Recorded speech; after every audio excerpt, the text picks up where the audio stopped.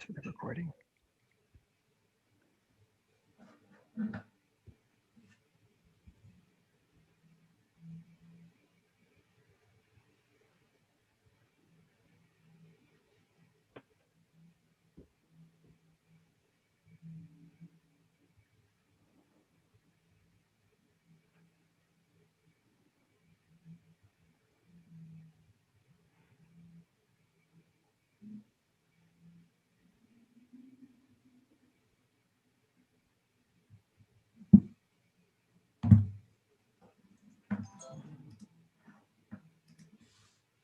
All right, it looks like we're live. Awesome.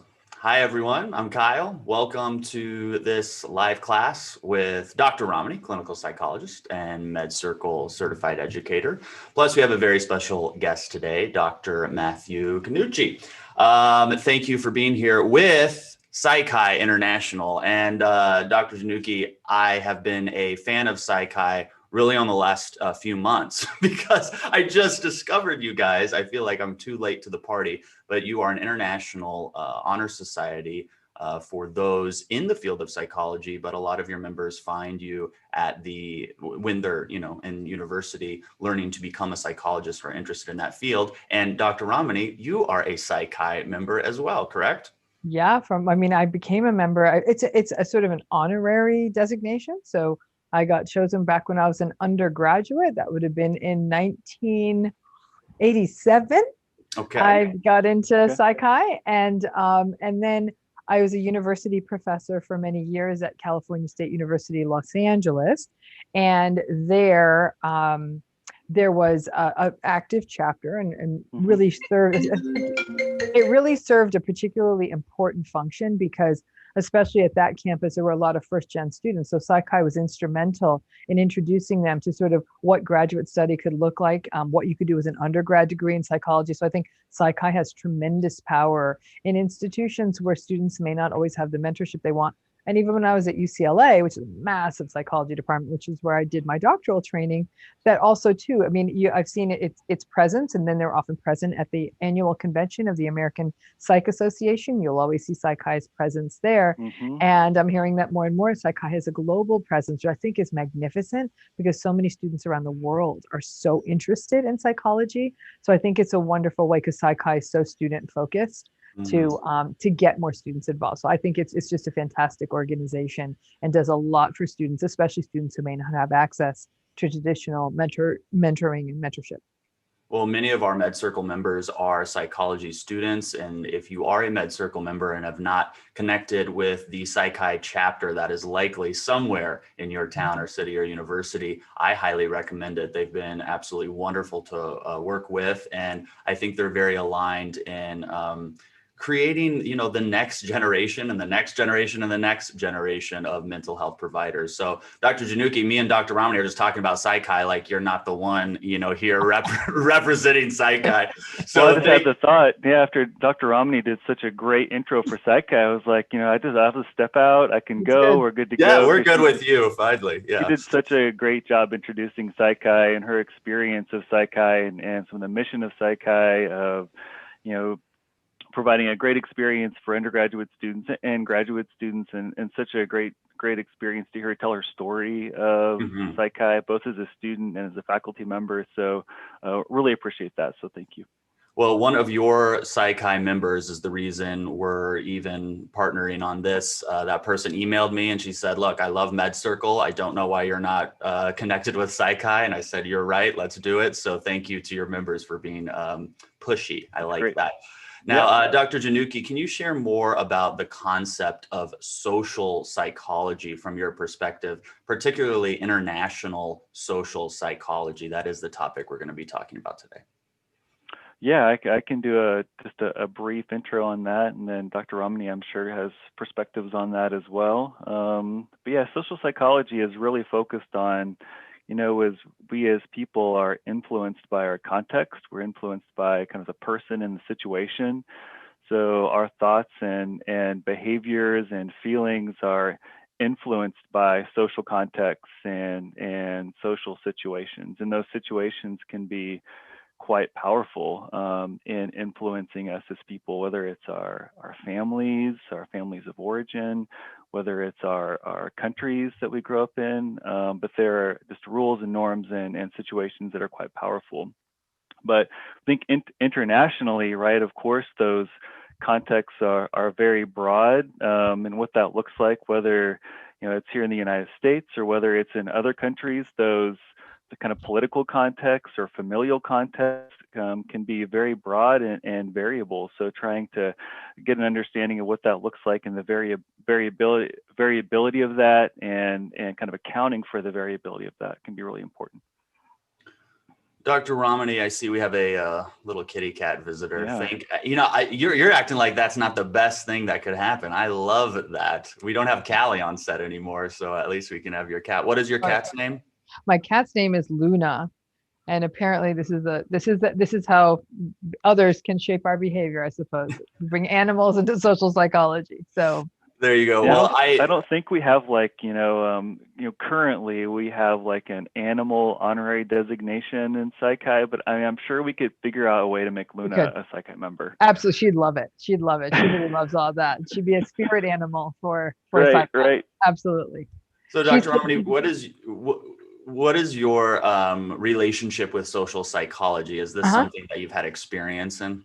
Yeah, social psychology is fascinating. I got to tell you, social psychology is the class that often makes people want to be psychology majors because it's really that class where you get into some of the most cool, intuitive stuff about attitudes and like how you change people's minds and beliefs. Like it is really, I have to say, I remember my social psychology class so well. I even remember what the textbook looked like.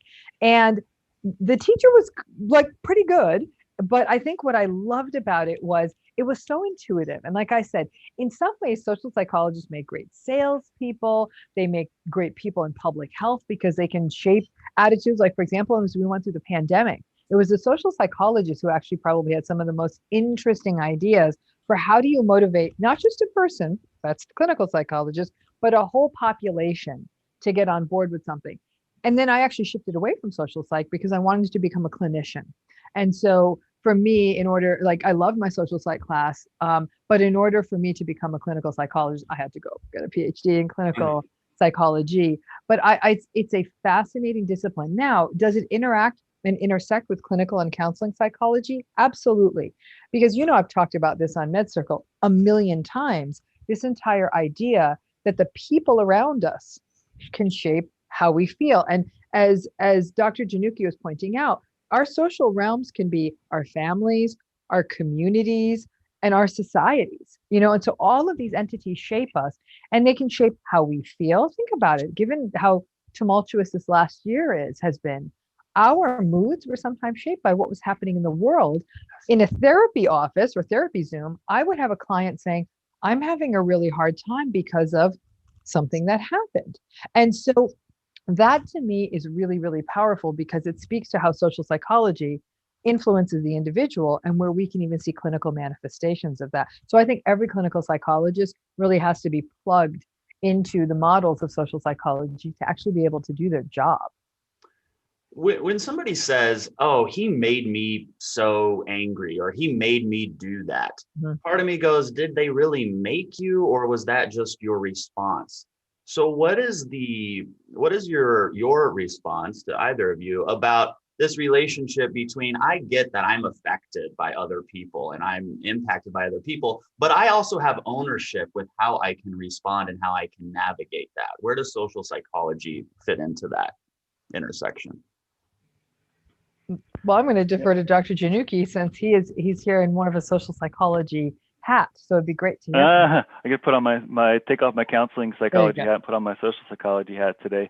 Yeah, I mean, I really like the way that you frame that, Kyle. Like kind of that intersection of both of those. Of on one hand, I'm thinking when I teach my students about REBT, rational emotive behavior therapy, where we talk about really taking accountability for our perception of the situation is this key part of that. So you're saying like that I'm taking ownership that this person on one hand didn't make me do it, how I perceived it, how I understood it, my beliefs and attitudes about what happened in the situation are really important. And so that's kind of my clinician hat, would really talk about that. What did you believe? What did you think? On the other hand, I think what you're talking about there, that the power of the situation, like what happened, what did this person do, and how did that affect you, and what did the person say? I mean, that's important here too. And so the power of the situation is also key as well. So kind of the interaction effect is what you're describing there, and I think we can't discount that. Yeah.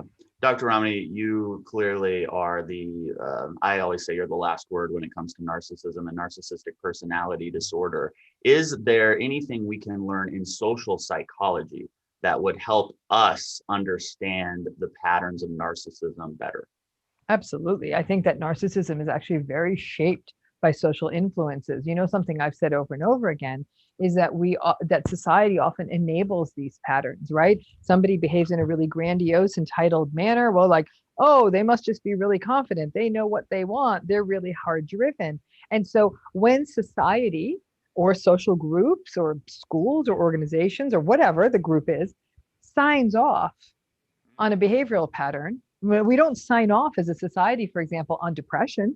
We think people are depressed or uncomfortable, and there's actually a lot. People say, I don't want to be depressed. But when it comes to narcissism, people often conflate those characteristics with success, and we also know it's a very socially determined pattern. People aren't born narcissistic; they're shaped. So they're shaped by the people around them. That might initially be their parents and their family, and then may slowly expand to other entities like school and all of that. So this is like more than like every single mental health issue out there, Kyle, has a societal determinant to it. There's no two ways about it. That's why these two disciplines are so interlinked. There is not one illness out there that doesn't have mental illness out there that doesn't have a societal determinant. And I think narcissism is actually quite far over in that spectrum of being not only societally shaped, but then societally reinforced and maintained. Yeah. Dr. Janicki, I can see your head nodding. I have a question for you, but was there anything you wanted to say to Dr. Romney? No, I don't think so. I really thought that was helpful, the way she kind of framed that interaction of societal reinforcement of certain behaviors and certain characteristics and even symptoms. So I was like really on board with that and really understood that. So I appreciated the way she framed it.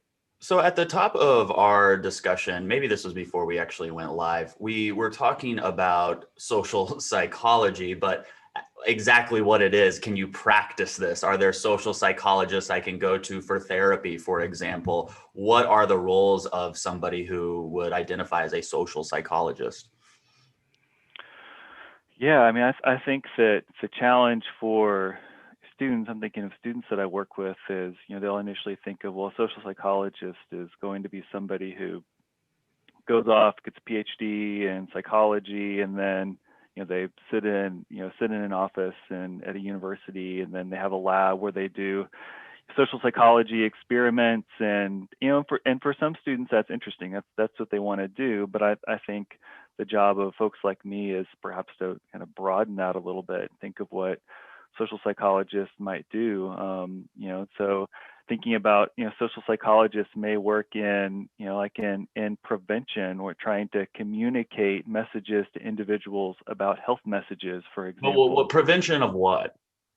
Prevention around a whole number of health issues. So we're thinking about trying to persuade people to engage in certain healthy behaviors, or maybe trying to encourage people to maybe engage in fewer unhealthy behaviors. And so that could be a great opportunity for a social psychologist to do. For example, I'm thinking of a campaign that I heard people talk a little bit about at a conference that I went to, where they were trying to think about what message would be most amenable to guys. So a major challenge is to encourage men to seek out help for struggles and problems that they're experiencing, specifically mental health problems.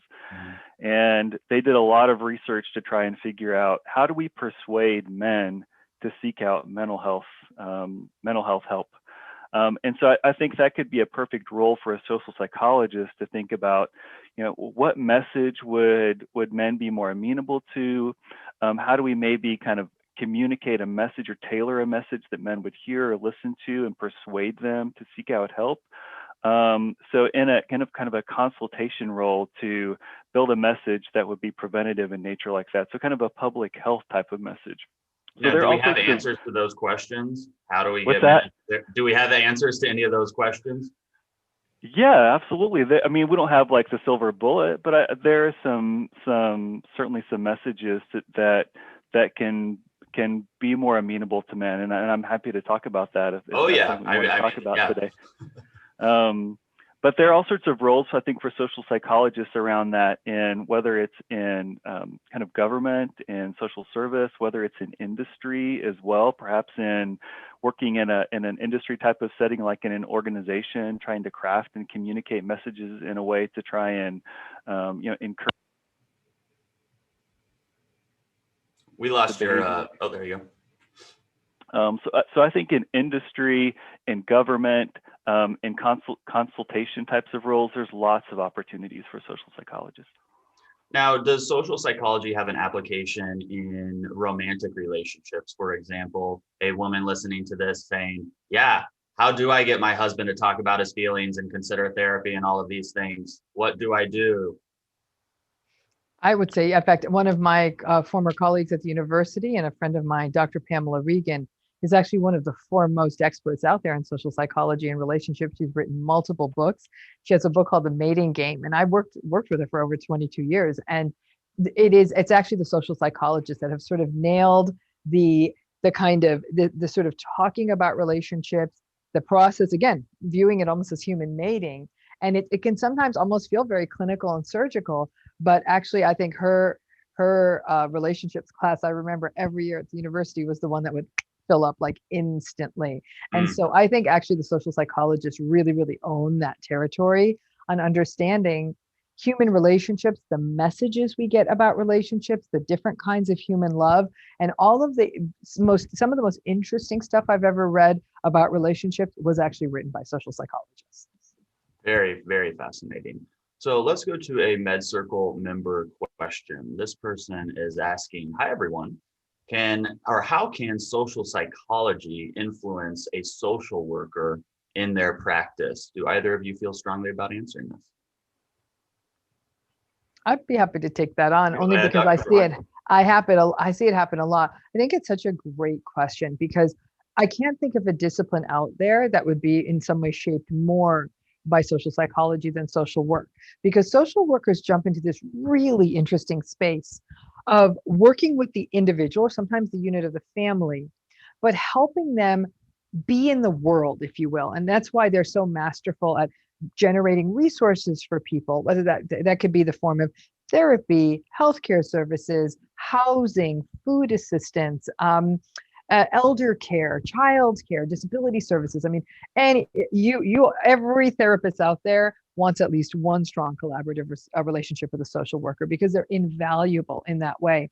But think of what the social worker is doing. They're working with the individual in a larger system. And that might even be the barriers and the resistances people face in systems. For example, how difficult it can be for people to figure out their benefits or apply benefits to mental health. And so I think that's a great example of a person sort of understanding how a group behaves and then applying that to understand what a person needs and also the issues in the system. So I think they actually bridge that gap, sometimes even more than traditional clinicians like counselors and clinical psychologists as much. They really do a bang up job there. When it comes to getting better educated on social psychology, do either of you have any books you can recommend? No is also a great answer. No, I'm going to defer to Dr. Januki. I'm trying to think what ideas I have, and while he answers, I'll come up with some ideas.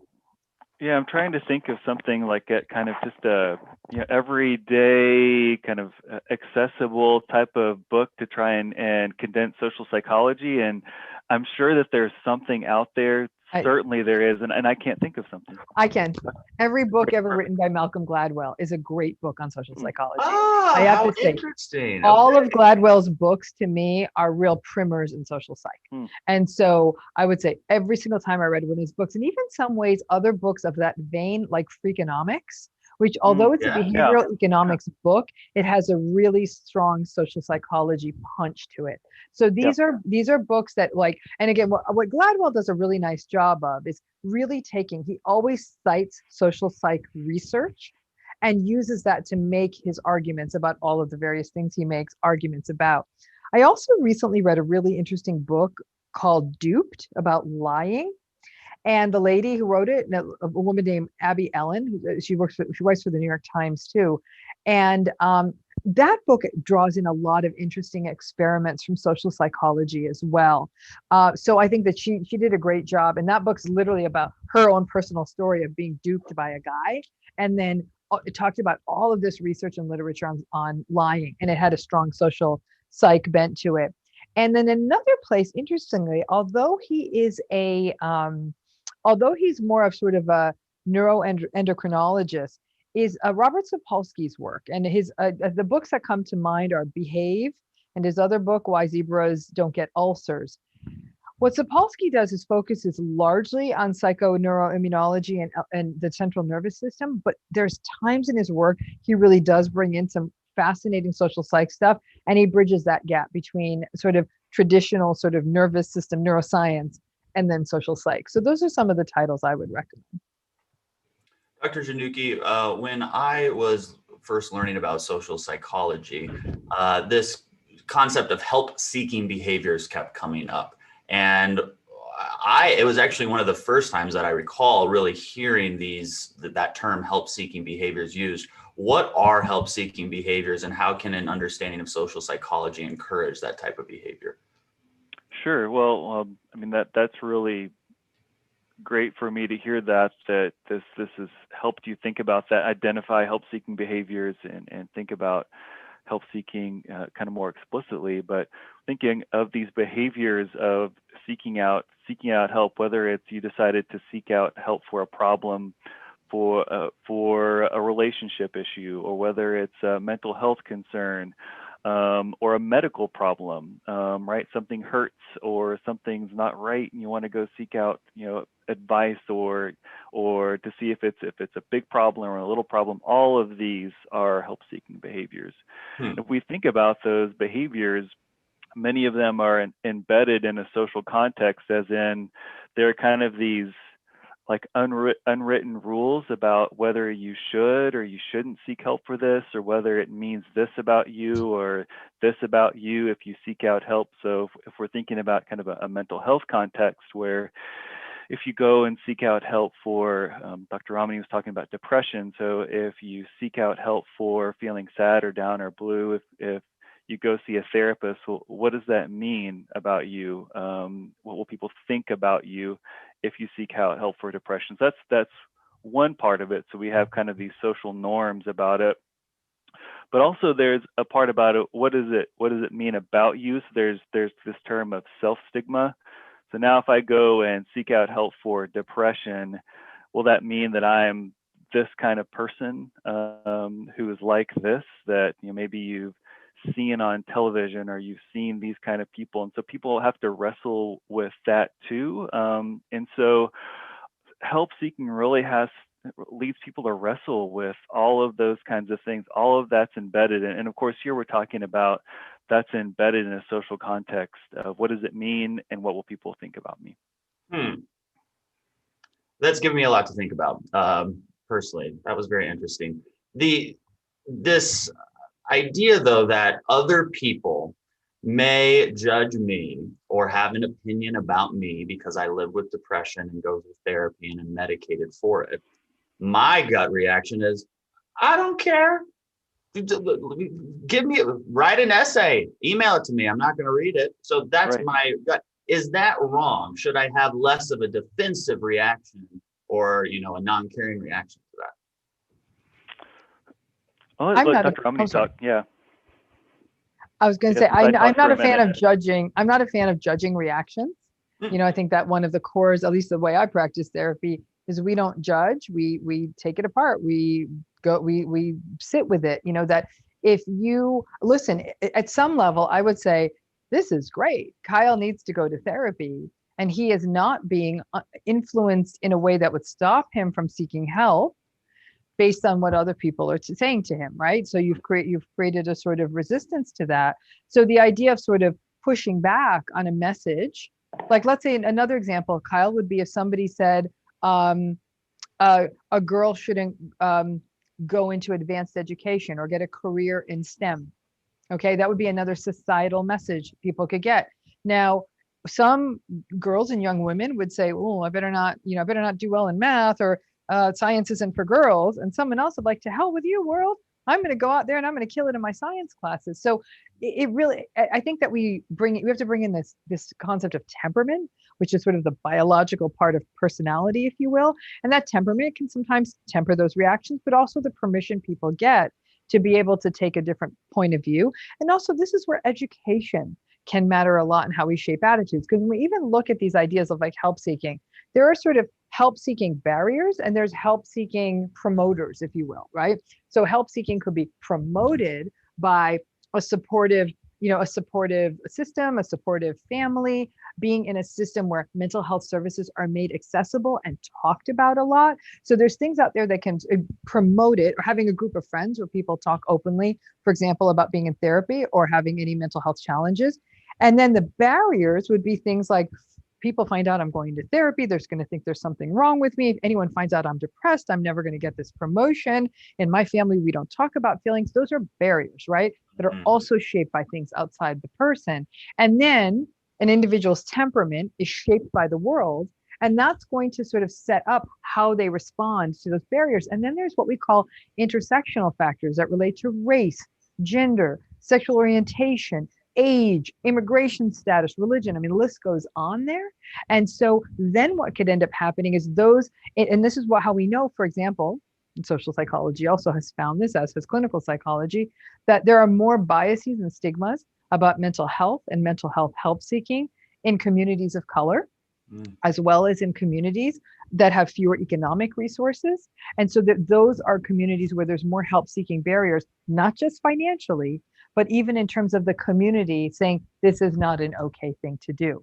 So you can see how it starts getting very nuanced and very complicated around these models when you integrate both the self and society. Yeah, really well illustrated. No question that at least it feels like conflict among the world is very high, at least from when I've been alive. It just feels very tumultuous. Can social psychology help us understand the current conflict so many of us are feeling? And if it can, how do we leverage social psychology to better understand that? Let's go to Dr. Januki. Yeah, I think that social psychology can help us, because social psychology, as Dr. Ramani, I think, hopefully framed for us, is the field that really helps us understand how people understand messages and how people's behavior is influenced by the social context. So, for example, we can help normalize help seeking. We know what kinds of messages might help people feel like to seek out help or to ask for help, is not taboo, or doesn't mean I'm a bad person, or doesn't mean I'm a worse person, or doesn't mean I'm a less of a man, or whatever it might be. But it's just normal. But how do we do that? Like all three of us are on YouTube right now and we're talking live and we're answering questions. So I feel like, okay, we're doing that. But for the person who is sitting at home and they want to advocate for more mental health, how do they, jump on the bandwagon and lower that stigma and make it normal? Yeah, I'll kind of speak from my own kind of experience here, and then Dr. Amani can as well. I think from some of the research that I'm familiar with around, for example, destigmatization, is around like hearing stories, and so from people becoming familiar with stories of, here is what I struggled with, here is how I sought out help for this, and here is what it was like. And it normalizes that behavior. And so it makes it less alien. It makes it less kind of strange or unusual. It makes it seem less unfamiliar. And so I think the more we tell those stories about, I sought out help and it it was okay, and this is what happened, and it was less scary than I thought it would be, or here's my success story. That's what I loved about some of the videos that I watched that I heard y'all on, is these success stories of here's what happened and I got better, and I struggled with this and I got better. And so I think that is really helpful, is for people to hear those stories about how they sought out help and what they struggled with, and I think it just normalizes things. And so I think those stories are really powerful. Yeah, I remember years ago I was sitting on the couch late at night with a friend, and she was just really unloading all of her mental health issues onto me, which I was, more than willing to sit there and listen to. But she was like, man, this depression is overwhelming. And we've known each other for a long time. And she goes, I'm going to go on an antidepressant. I said, oh yeah, which one? Because I've been on all of them, and I'm on whatever I was on at the time. Mm-hmm. She goes, you're on an antidepressant? I go, oh yeah, and I have been almost since I was 9 years old. I had never thought to tell her that. I had never, and I'm not embarrassed by it, but I never thought to share that with her. And when she goes, man, she said, it makes me feel so good knowing that you're depressed. And I was like, I get it, because you think you're the only one who feels like this, and you're not. But it was such an easy thing for me to do. I didn't even know I could do it. And we all have that ability to share whatever our story is. But I also say you don't have to share your story. There are some people, like we really, especially on social media, we pressure people, get out there and share your story. It's like, you don't have to. You can chill and go to therapy and not tell a soul. It's whatever your comfortability is. Dr. Romney, let's take a member. Actually, this is from a future professional. This is a MedCircle member question. This person says, how can us entering the field of future professionals help to use social psychology or international study to help move the field of mental health forward in a more widely accepted part of life? Right. So, here we come back to the premise of social psychology is to try to create normative change, right? So social norms shape behavior, and social norms vary by geographic region. And even within that geographic region, we know, for example, the United States is a great example, that there's different social norms in rural, urban, and suburban settings.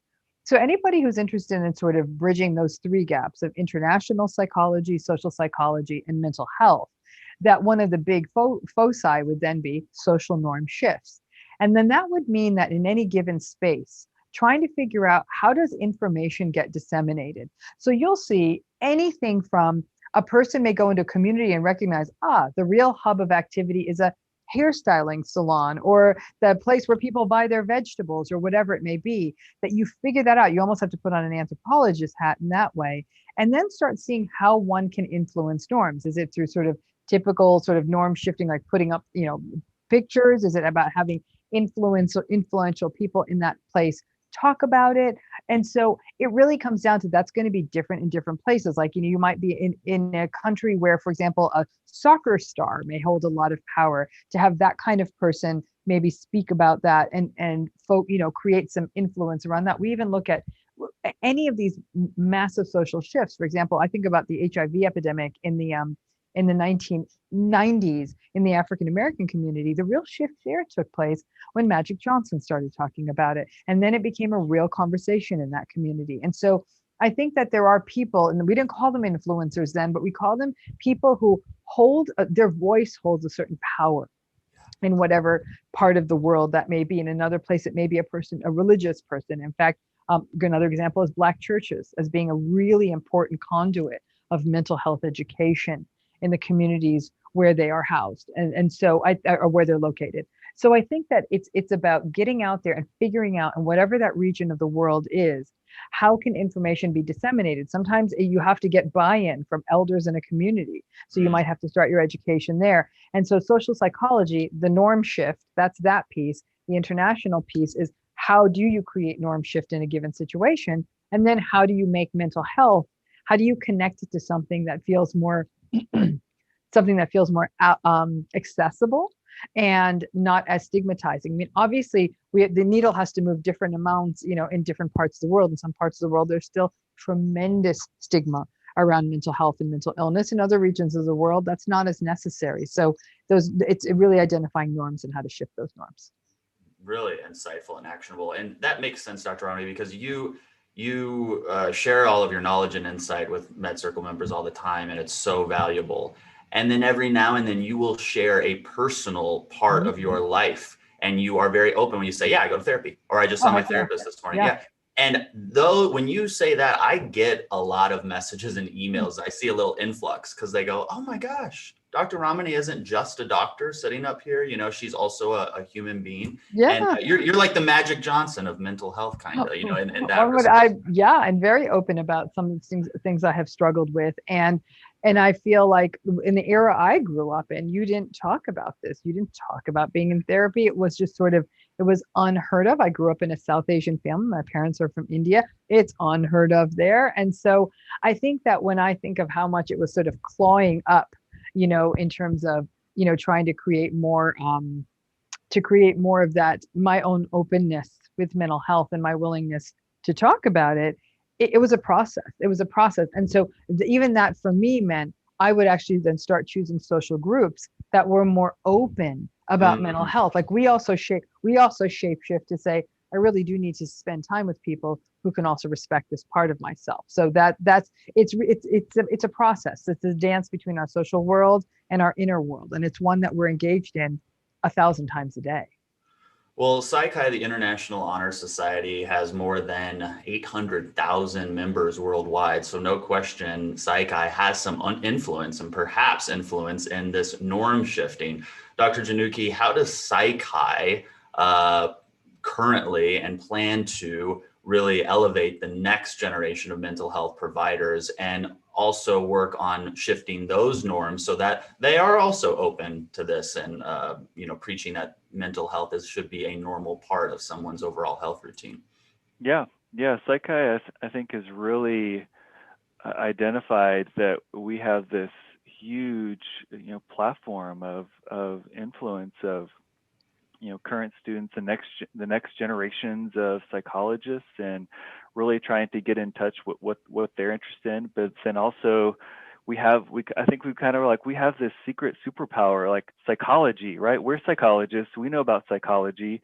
We can also, like, you know, use psychology to kind of change the world, right? And so I think we're aware of that. And so we have, you know, several different campaigns that we think are going to be really important in this process. So we've talked about help seeking. So my friend and colleague Eric Landrum developed this campaign on help helped me, really trying to increase awareness about help seeking. And one of those important parts that he's really hopes will be a part of it is people telling their story about, I went out and sought help for this, and it was important, and it was, you know, maybe it was hard, but really just trying to kind of normalize that process. And so I think help seeking will really be important for both people who encouraging them to go out and seek help for all kinds of challenges they experience, but my hope is that also encourage, you know, people who want to be future helpers too, to kind of encourage them in the process. And then, you know, another campaign that we've had going on too from another friend and colleague, Regan Gurung, is Psych Everywhere, that psychology is accessible to everyone, all people, all students, that we can all learn from psychology. And so I think that's something, you know, that he has really realized, that there are all of these principles that psychology can really help us learn from. And so he's developed a podcast called Psych Everywhere. He's really, I think, wants to see that become important for our students and professionals too. Amen to that. I love that. That's one of the benefits of this YouTube channel, is that we keep it updated every week with new videos so that anyone in the world can watch this type of content. And when you were talking about, you know, using psychology just as a betterment tool for life, that was really what got me amped when I joined MedCircle years ago. Because at first I go, oh, I'm joining this mental health company. What is it? Okay, blah, blah, blah.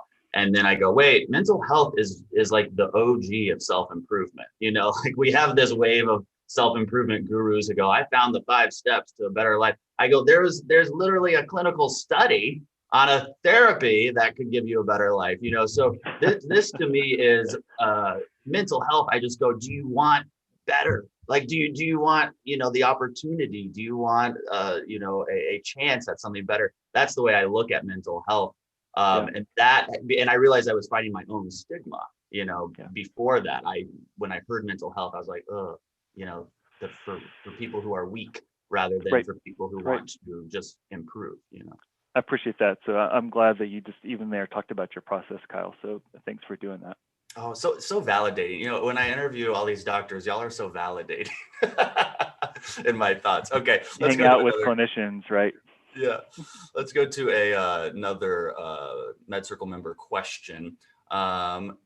This is Dr. Romney. We'll go for you. What is social psychology's impact on the development of personality disorders? Are there personality disorder types that may be more shaped around social psychology? I think that honestly, they're all shaped by again, instead of saying by social psychology per se, but by the social environment, right? That's the unique element of the personality disorders is the vast majority of them reflect social and developmental processes. Now, I would say potentially the exceptions to that rule are schizotypal personality disorder, which holds a relatively strong genetic component relative to other personality disorders and likely a shared substrate with schizophrenia. Antisocial personality disorder, which is also sometimes termed psychopathy. Increasing research in that area is definitely showing that this reflects something very unique in the central nervous system that may also have a genetic aspect to it.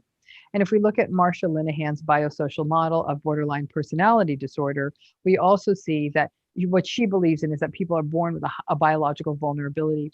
And people who have that high biological vulnerability, that comes into a highly invalidating early environment, that's sort of the recipe for the onset of borderline personality. So those three personality patterns definitely seem to have stronger biological underpinnings. But when we get into some of the others, like narcissistic personality or dependent personality or obsessive compulsive personality, these definitely seem to be much more a manifestation of early social and developmental processes. So how the social world intersected with somebody's development from infancy into childhood and adolescence. So I think it varies. It depends on sort of the personality disorder and how, and sort of what we know about the biology of those disorders and development of those disorders, but definitely play a role. And as you know, I talk a lot about narcissism, and there's no doubt that that's almost entirely shaped and maintained by a social world. We think of something like a dependent personality style.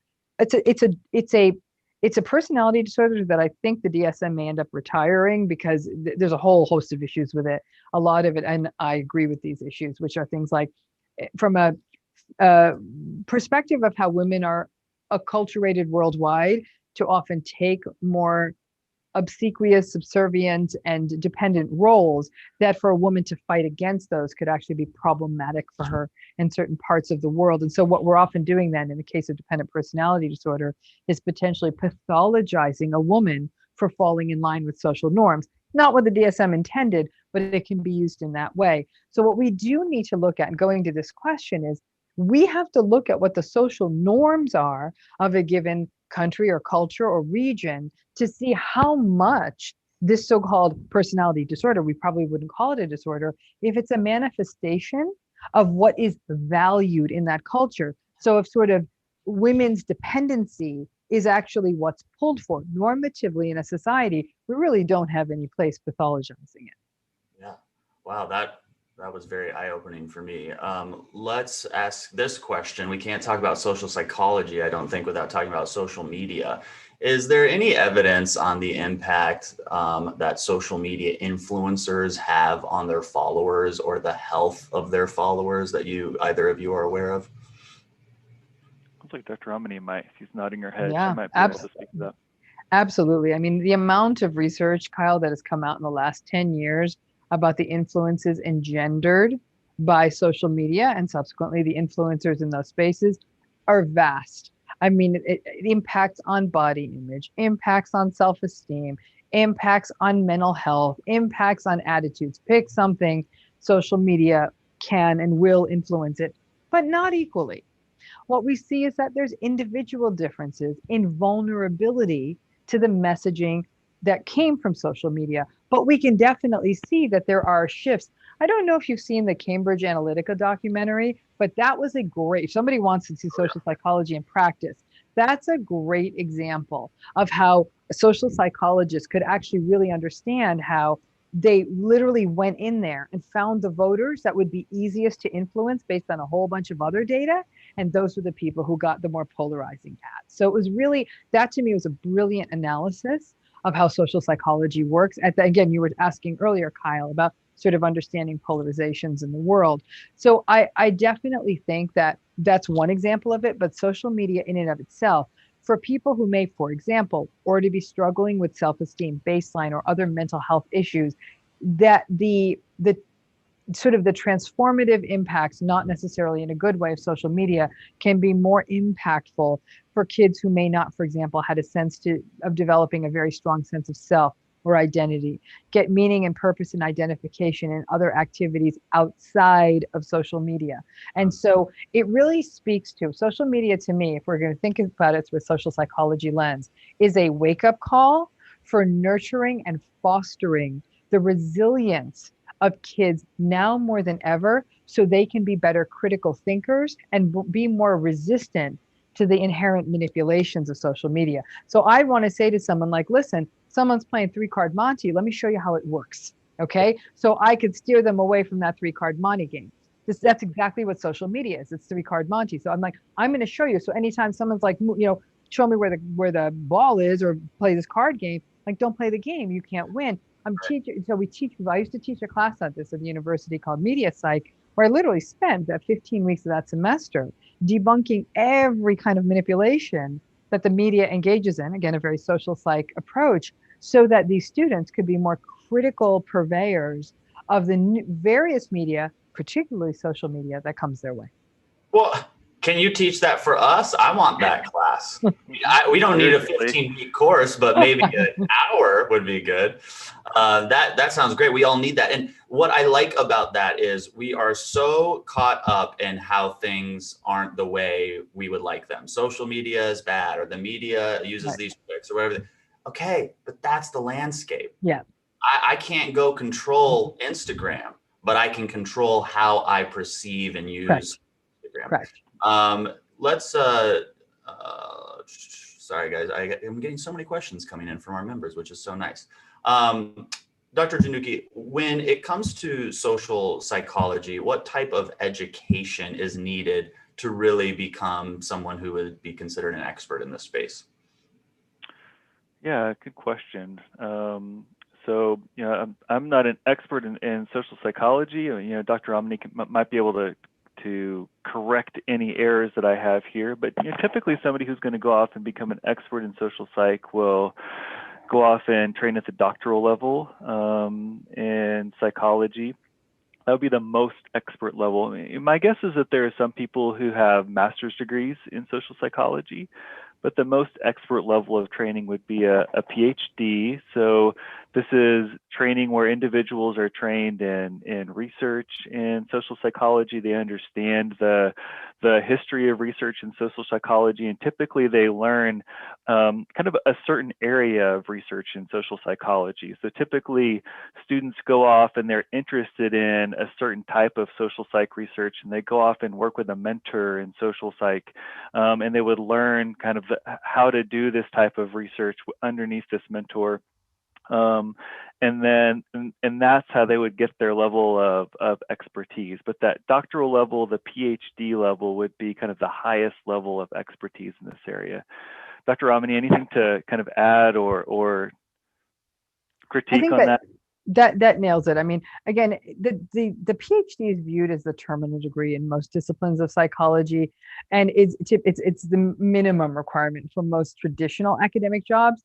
But I agree with Dr. Januki that the master's degree in social psych does exist in universities here and there, and there's different applications, because we forget that social psych actually can have some really powerful impacts in getting a job in marketing, for example, or in other business applications where you're trying to, for example, engage in things like doing influencing, working for a social media company. Ironically, they will hire a social psychologist. Things like dating apps and dating platforms, I don't know, like whatever they're called, eHarmony or whatever, they use social psychologists. So in this new tech world where tech is being used to mediate human interaction, there's tremendous use of social psychology. And so I think having a doctorate definitely doesn't limit a person to just academia.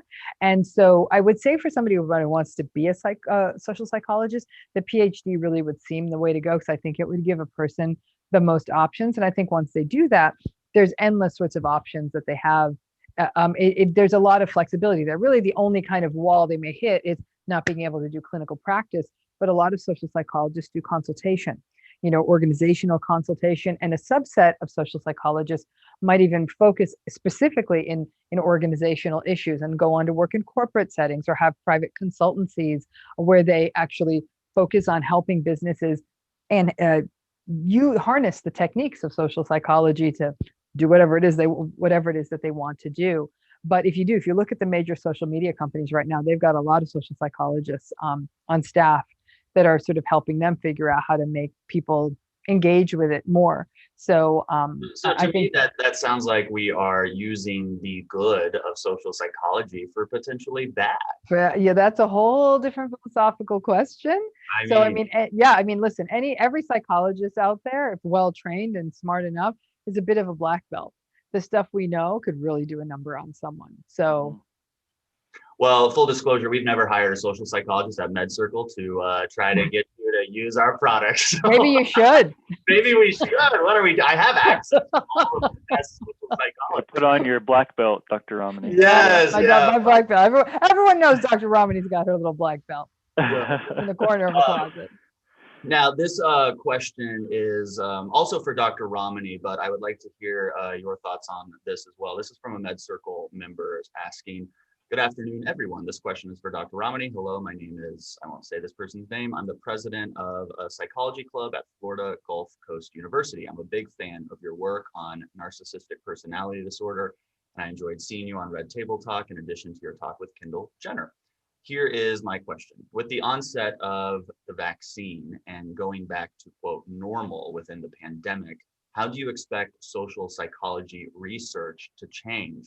We've seen a huge shift in virtual interactions, and I wonder if we will see a spike of social anxiety and the inability to pick up on social cues within the younger generations.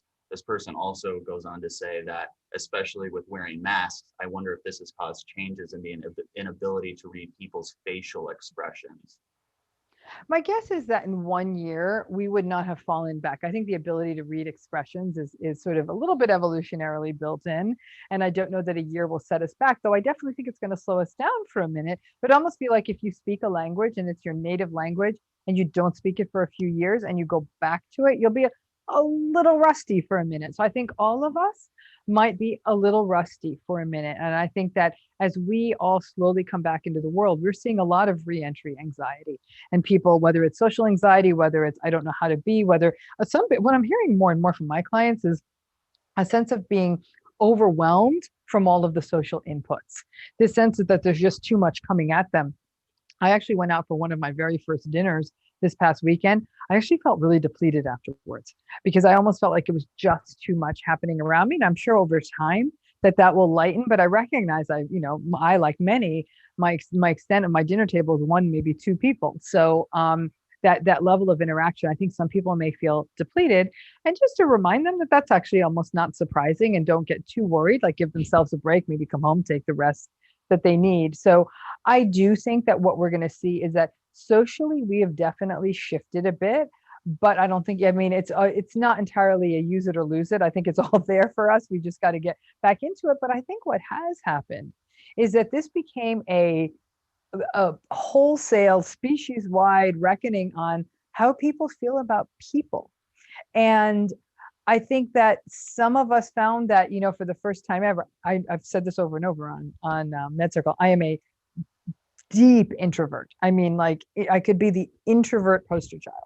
And I found that this was that the time alone, all the other stressors, notwithstanding, but the time alone actually was very, very easy for me. And I found myself actually not as exhausted, which is a wake-up call for me going forward on how I integrate social interaction in my life. And I'm hoping everybody is able to step back and say, boy, do I really need other people. And they go out there and they they love their extroversion and they go out there and they celebrate it. And then the people say, I actually found that I did okay under this, and give themselves permission to not always feel like they have to throw themselves into the thick of things. But I think that everyone feeling as though it all has to go back to normal.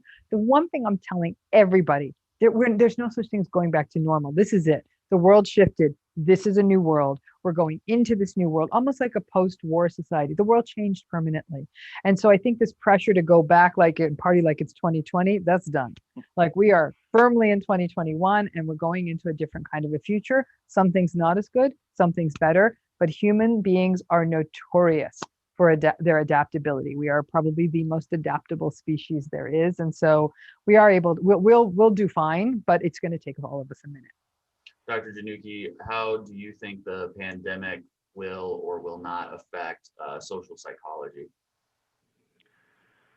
Yeah, I think Dr. Ramani used lots of good metaphors there. I love imagery. She's talking about you're coming back to your native language, you're kind of getting the rust back out, et cetera. And I agree with all of those. I think that it wasn't long enough to where we've lost those skills, and likely it may take a little time for us to get the rust off. And I've had some experiences where my wife has talked to me where we've gone to daycare to drop our child off, and she's like, "Oh no, I was talking to another parent and I should have said this and this," and I just feel like we're kind of out of practice on talking to other parents at daycare. Normally it would have been like this, but now we're just kind of getting back in the hang of things, and hopefully we can just give ourselves a little bit of grace as we get back to normal with our kind of our native language, or we get the rust off. We can just give ourselves some grace, and hopefully as much as we're able to give each other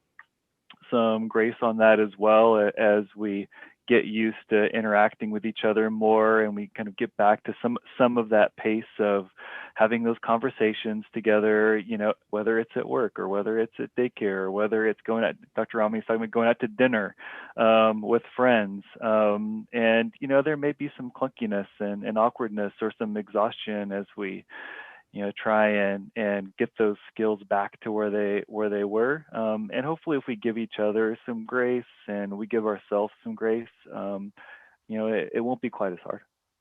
Well, I really appreciate the people giving me grace right now, because I need some of it. It has been a month and a half for me. You just reminded me of something we were talking about earlier, about how when people have a platform like the Magic Johnson example, and they're able to share something that normalizes that entity, it can really have an impact on people. And it reminded me of our founder, Doug Colbeth, who lives with bipolar 2 disorder. And when not MedCircle, a separate company, when he got that diagnosis, he told his company, he goes, "I was diagnosed with bipolar disorder." And he said what happened was, it was almost, and then he said, "If you need to talk about mental health, let me know, I'm around." It was almost like a floodgate open to his office, and people just said, "Oh, my cousin's dealing with this, or my spouse is dealing with this, or I'm dealing with this." And what he then realized was that when he, as the authority in that space, normalized discussion about mental health, people's mental health actually improved, and then productivity actually went up. And so you have this, I think a lot of people in leadership roles are not willing to lead by example when it comes to mental health for a variety of reasons, and maybe not everybody can. But at least from the stories I've heard, when people can, there's only positive benefits. It's not as though then people think they have permission to not do work or not show up or not give it their all. If anything, they feel like they can deliver at a higher value because they are being seen and they are being heard in a place that historically would never bring up mental health. Dr. Janucki, I'd like to leave this conversation with some last thoughts from you on how you think all of us can really encourage our spheres of influence to normalize the discussion around mental health, normalize mental health treatment, and create really safe and brave spaces for these types of conversations. Yeah, I just love that story that you talked about there. And to connect that with what Dr. Ramani talked about just a few minutes ago as she talked about this goal of norm change, right? That I think the more that we hear those stories and talk about those stories where this person of power, this person that potentially has a lot to lose, said something and disclosed something that often for a lot of people they're afraid to talk about or they feel ashamed about. And actually it was a really positive and meaningful experience for him, and it was a positive experience for the company. Now, there are times where people disclose their mental health conditions and their problems that happen. Absolutely, they're judged, they're fired, they get kicked out of schools. There are all sorts of problems that happen. But I think the more we hear those stories, the more those norms shift. The more that we tell our stories about what happened to us. And what I liked about your story too, Kyle, that you mentioned with your friend, I think that, as you said, well, I've struggled with this too, and I've taken these medicines too. I think your friend might have followed up with, oh, and you seem so like just normal and relatable, just like me. I think the more we see like that other people like us that struggle with this, and the more normal this is, I think those norms shift. And so I just want to encourage us to tell those stories, and I think we'll see those norms shift over time. Excellent. Well, that is Dr. Januki with Saikai, the International Honor Society for Psychology. We'll include links below this video, and of course, Dr. Ramani, who is a clinical psychologist and one of our incredible MedCircle doctors. We'll link to her MedCircle page below this so you can learn more from Dr. Ramani. Thank you both for being here. I really appreciate your insight and expertise. Thank you. And we will have more from both of you hopefully soon. Thank you for watching this. If you're watching on YouTube, subscribe and like this video. You help support and spread credentialed mental health education. I'm Kyle Kittleson. Remember, whatever you're going through, you got this. Great, everyone. Awesome. Anything else you guys need? Want? That's a loaded question. Right. Thanks so much to all of you from me and from Saikai for doing this. We really appreciate it. Great. Thank you. Well, we're looking forward to it. Have a great day, and we'll see you on the next one. Sounds good. Okay, Thank bye-bye. you. Bye-bye now.